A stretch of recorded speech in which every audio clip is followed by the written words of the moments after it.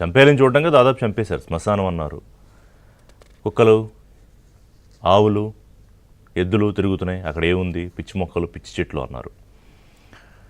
అలాగే రాజధాని కోసం ఉద్యమించిన రైతులను, మహిళలను పెయిడ్ ఆర్టిస్టులు అన్నారు. ఇది జగన్మోహన్ రెడ్డి ముఖ్యమంత్రిగా ఉన్నప్పుడు అమరావతి మీద ఏ రకంగా విషం కక్కాలో, అక్కడ ఉద్యమం చేస్తున్న రైతుల్ని, దళిత మహిళల్ని, మైనారిటీ మహిళల్ని, అమరావతి జేఏసీని, వీళ్ళందరినీ ఎన్ని రకాలుగా అవమానించాలో అన్ని రకాలుగా అవమానించారు. అప్పుడు ప్రభుత్వంలో ఉన్న ముఖ్యమంత్రితో సహా మంత్రులు, ఆ పార్టీ నాయకులు, ఆ పార్టీ మీడియా అందరూ కూడా. సరే, దానికి బుద్ధి చెప్పారు, బుద్ధి వచ్చిందేమో అనుకుంటే అది అవ్వలేదు. ఎందుకంటే తాజాగా జగన్మోహన్ రెడ్డి మాట్లాడుతూ అమరావతి మీద అదే విషయం కక్కారు. ఎంత ఖర్చా, ఎన్ని వేల కోట్లు ఖర్చా, ఒక ఎస్ఎఫ్టీకి ఎంత ఖర్చా, అన్నీ అబద్ధాలు చెప్పారు అనుకోండి. దాని తర్వాత అవన్నీ కరెక్ట్ కాదని కూడా అనేక కథనాల్లో ఇచ్చాం మనం. అంటే ఎందుకు చెప్తున్నానంటే, అమరావతి ఆంధ్రప్రదేశ్ రాజధాని అవ్వడం జగన్కి ఇష్టం లేదు. అదొకటే కాదు, అసలు ఆంధ్రప్రదేశ్ ప్రజలు సుఖంగా, సంతోషంగా మిగతా నగరాలతో పోటీ పడుతూ, అక్కడే ఉద్యోగాల కల్పన చేసుకుంటూ, ఆర్థికంగా ఎదుగుతూ, అసలు ఇదేది కూడా జగన్మోహన్ రెడ్డికి ఇష్టం లేదు. వాళ్ళని ఎప్పుడూ పేదరికంలో ఉంచాలి, వాళ్ళకి ఎప్పుడు 4 పప్పు బెల్లాలు పడేయాలి, 4 బట్టలు నొక్కాలి. అమ్మో జగన్మోహన్ రెడ్డి రావాలి, జగన్మోహన్ రెడ్డి డబ్బు ఇస్తే కానీ మనం బతకలేమనే స్థాయిలో వాళ్ళు ఉంచాలి అనేది అతని రాజకీయ వికృత క్రీడలో ఒక భాగం. వేరే చంద్రబాబు నాయుడు ఆలోచన ఎలా ఉంటుందంటే, రాష్ట్రాన్ని ఎలా అభివృద్ధి చేయాలి, ఇక్కడ సొంతంగా ఉద్యోగ కల్పన ఎలా చేయాలి. ఎందుకంటే అందరికీ ప్రభుత్వ ఉద్యోగాలు రావు. ప్రైవేట్ వ్యక్తులతో పరిశ్రమలు ఎలా పెట్టించాలి, ఇన్ఫ్రాస్ట్రక్చర్ డెవలప్మెంట్ ఎలా చేయాలి, అత్యంత ఆధునిక టెక్నాలజీని ఎలా ఉపయోగించుకోవాలి, అప్పుడే అంతర్జాతీయ సంస్థలు ఇక్కడికి వస్తాయి. ఒక గొప్ప నగరాన్ని సృష్టిస్తే అదే స్థాయిలో గొప్ప అవకాశాలు వస్తాయి, అంతే స్థాయిలో గొప్పగా ఆంధ్రప్రదేశ్ ప్రజల జీవన విధానం మెరుగుపడుతుంది. ఈ అమరావతి అంటే 30 గ్రామాలకి రాజధాని. బుద్ధుండొద్దా ఈ మాట మాట్లాడే వాళ్ళకి? ఆంధ్రప్రదేశ్ ప్రజలందరికీ ఇవాళ హైదరాబాదులో ఎవరుంటున్నారు? ఇక్కడ పుట్టి ఈ హైదరాబాద్ చుట్టుపక్కల ప్రాంతాల్లో, గ్రామాల్లో ఉన్న వాళ్ళు ఉంటున్నారా? సబ్జెక్ట్ టు కరెక్షన్, 14 నుంచి 15 రాష్ట్రాల మంది ప్రజలు హైదరాబాద్లో ఉంటున్నారు. ఇవాళ వ్యాపారాలు, ఉద్యోగాలు, సంస్థలు, వ్యవస్థలు అనేక రకాలుగా ఇదొక ప్రయాణం. అలాగే అమరావతిని చేయాలనేది చంద్రబాబు నాయుడు 2014లో ముఖ్యమంత్రి అనుకున్నప్పుడు చేసిన ఆలోచన. దాన్ని ఎలా గండి కొట్టాలి అన్న మాస్టర్ ప్లాన్లో సక్సెస్ అయ్యాడు అతను ముఖ్యమంత్రి అయ్యాక. కానీ మళ్ళీ కూటమి ప్రభుత్వానికి ప్రజలు ఆశీర్వదించిన తర్వాత ఈసారి అంతకు మించి బ్రహ్మాండంగా చెయ్యాలి, అమరావతిని ఈసారి ఎవరు టచ్ చేయలేని విధంగా అని ముందుకెళ్తుంటే ఏం చేయాలో వీళ్ళకి అర్థం కావట్లా. ప్రెస్ మీట్లు పెట్టి అమరావతి మీద విషం కక్కి ఇవన్నీ చేసినా కూడా కుదరట్లా. ఇక ఎక్కడి వరకు తెగించారంటే ఈ విషం కక్కడంలో భాగంగా అమరావతి వేశ్యల రాజధాని. I'm sorry to quote this again and again. ఎందుకంటే ఆ మాట వాళ్ళు అనేసిన తర్వాత 3 రోజులైంది. 6వ తారీఖు అన్నారు, ఇవాళ 9వ తారీఖు ఉదయం మళ్ళీ మనం ఈ చర్చ చేసుకుంటున్నాం.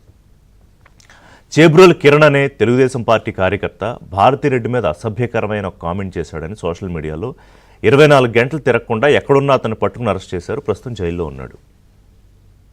మాజీ ముఖ్యమంత్రి భార్య.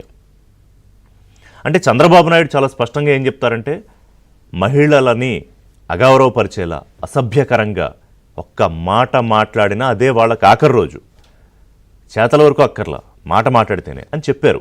అనేక సందర్భాల్లో చెప్పారు. దానికి ఆయన నిరూపించుకున్నాడు కూడా. ముఖ్యమంత్రి అయిన తర్వాత పార్టీ కార్యకర్తని ఇలా చేస్తారా అని పార్టీలో కొంత వ్యతిరేకత వస్తుందని తెలిసినా కూడా టాలరేట్ చేయలేదు. మరి ఈ మాట అని 3 రోజులు అయ్యాక అసలు వేస్ట్ అంటే అర్థం తెలుసా ఈ మాట్లాడిన వాడికి?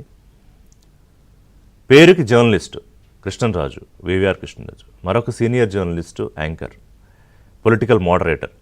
18 ఏళ్ల నా జర్నలిజం కెరియర్లో మొట్టమొదటిసారిగా I'm feeling embarrassed to say that I'm a journalist because of this bloody nonsensical 2 people. వీళ్ళిద్దరూ జర్నలిస్టుల ముసుగులో చేసిన కామెంట్స్తో నేను కూడా ఒక జర్నలిస్ట్నే అని వాళ్ళు చెప్పుకోవడానికి ఎన్నాళ్ళు నేను గర్వపడ్డా. 18 ఏళ్ళు మొట్టమొదటిసారిగా ఐఎమ్ ఫీలింగ్ ఎంబరేస్డ్. కానీ నేను చేసే జర్నలిజం, నేను కూర్చున్న మా సంస్థ చేసే జర్నలిజం ఇలాంటి జర్నలిజం కాదు, ఇలాంటి చవకబారు చెత్త జర్నలిజం కాదు. వాల్యూస్ ఉండద్దా? అంటే ఏదంటే అది మాట్లాడటమేనా? విషపు రాతలు, అబద్ధపు ప్రచారాలు, అసత్య కథనాలు ఇవన్నీ చేశారు, భరిస్తూ వచ్చారు. ఇది ఎంత దాకా దిగజారిపోయింది? ఎంత దాకా దిగజారిపోయింది? అసలు వేశ్య అని ఎవరినంటారు తెలుసా? ఆ పదం వాడకూడదు. ఏ దారి లేక కన్నబిడ్డలు కడుపు నింపుకోవడానికో, ఇంట్లో లేకపోతే ఎవరికో ఆరోగ్యం బాగోకపోతే హాస్పిటల్ ఖర్చులు భరించలేక ఇంకో దారి లేక ఏదో కారణాలతో ఆ వృత్తిలోకి వెళితే వాళ్ళని సెక్స్ వర్కర్స్ అనాలి. సెక్స్ వర్కర్స్ అని పిలవాలి వాళ్ళని. అదేం లీగల్ కాదు, కానీ దాని మీద చర్చలు జరుగుతూనే ఉన్నాయి. సరే, కొన్ని దేశాల్లో ఒకలా ఉంటుంది, కొన్ని దేశాల్లో ఒకలా ఉంటుంది వ్యవస్థ. భారతదేశంలో అది కాదు. మరి ఎలాగా, ఏ ధైర్యంతో ఆ పదం వాడాడు అతను? వినిపిస్తా అతను ఏమన్నాడు, ఏ ధైర్యంతో ఆ పదం వాడాడు అని. ఇవాళ మహిళల్ని అమ్మలు, అన్నం పెట్టే అమ్మలు, కట్టుకున్న భార్యలు, కడుపున పుట్టిన కూతుళ్ళు, పక్కన పుట్టిన చెల్లెళ్ళు, అక్కలు, వీళ్ళందరికీ ఆ మాటకు వస్తే అసలు భారతదేశంలో మహిళ అంటేనే ఒక దేవతలా కథ చూసుకుంటాం. ఏ మతమైనా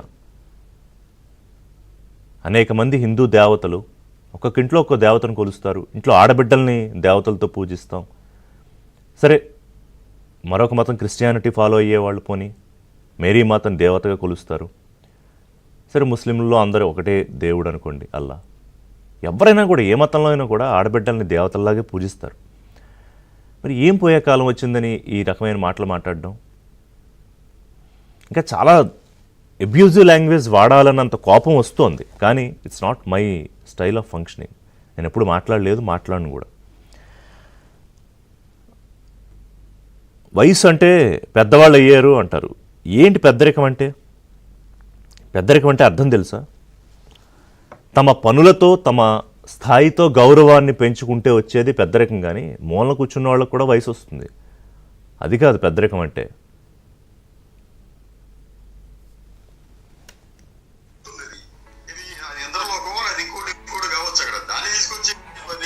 చంద్రబాబు నాయుడు అలాగే పవన్ కళ్యాణ్ గారు చెప్తున్నారండి, ఇది నిజంగా చెప్పాలంటే ఈ హిందూ దేవతలను ఆరాధించే వారి మనోభావాలను కించపరిచే విధంగా వారి వ్యాఖ్యలు ఉన్నాయండి. అది దేవతల రాజధాని అమరావతి కూడా పైన ఉంటుంది. అది ఎందరో ఒక అది ఇంకోటి కావచ్చు. అక్కడ దాన్ని తీసుకొచ్చి ఇక్కడ ఈ వేశ్యలకు రాజధానిగా మారిన ఈ అమరావతిని బాగోదేమో, మరి అట్లా అంటాం బాగోదేమో. మళ్ళీ మీ మీద ఆంధ్రప్రదేశ్ అనేది ఈ రోజున ఈ సెక్స్ వర్కర్లకు అగ్రస్థానంలో ఉంది. కానీ ఆ ఎక్కువ మంది సెక్స్ వర్కర్లు ఎక్కడున్నారంటే అమరావతి చుట్టుపక్కల ప్రాంతాల్లో ఉన్నారు. వార్త నేను కూడా చూసాను, టైమ్స్ ఆఫ్ ఇండియాలోనూ దీంట్లో హిందూలోనూ వచ్చింది. కరెక్టే, కానీ బట్ మనం పద్దాకి రిఫర్ చేస్తే అదేదో అసూయనో ఇంకోటనో కృష్ణరాజు గారికి ఇట్లా అని అట్లా అని వాళ్ళు సోషల్ మీడియాలో మీ మీద నీచంగా ప్రచారం చేసే అవకాశం ఉంటుంది. ఇక్కడ వారు నీచంగా చేస్తారో చేసుకోవచ్చు, లేకపోతే చేయకపోవచ్చు, మనకు అనవసరం ఉంటుంది. కానీ ఒక వాస్తవంగా బుద్ధి లేదా? ఏంట్రా వాస్తవం? మొట్టమొదటిసారి బహుశా నేను లైవ్లో ఇన్నేళ్ల కెరీర్లో ఒక వ్యక్తిని ఏంట్రా అని పిలవడం, ఇది ఎంతకన్నా ఎక్కువ అనలేండి. ఏంట్రా అని. కృష్ణరాజు అనే జర్నలిస్ట్ ముసుగులో ఉన్న ఇతను ఏమంటాడండి, విన్నారు కదా? ఆంధ్రప్రదేశ్ వేశ్యల రాజధాని, అమరావతి వేశ్యల రాజధాని. ఆయన పళ్ళికలు ఇస్తున్నాడు. ఆయన సీనియర్ జర్నలిస్టే. ఆయన పళ్ళికలు ఇస్తూ ఏదో ఒక జాతీయ పత్రిక కథనం గురించి ప్రస్తావిస్తాడు. అవాస్తవం అది. మేము చదవమా? జాతీయ పత్రికలు చదవమా? జాతీయ వార్తా సంస్థలు చూడకుండానే జర్నలిజం చేస్తున్నామా? టైమ్స్ ఆఫ్ ఇండియాలో వచ్చింది ఏంటంటే, మొదటి 5 స్థానాల్లో తెలంగాణ, కర్ణాటకతో పాటు ఆంధ్రప్రదేశ్ కూడా ఉంది. దానికోసం ఎటువంటి చర్యలు తీసుకోవాలని ప్రభుత్వం ఆలోచిస్తోంది.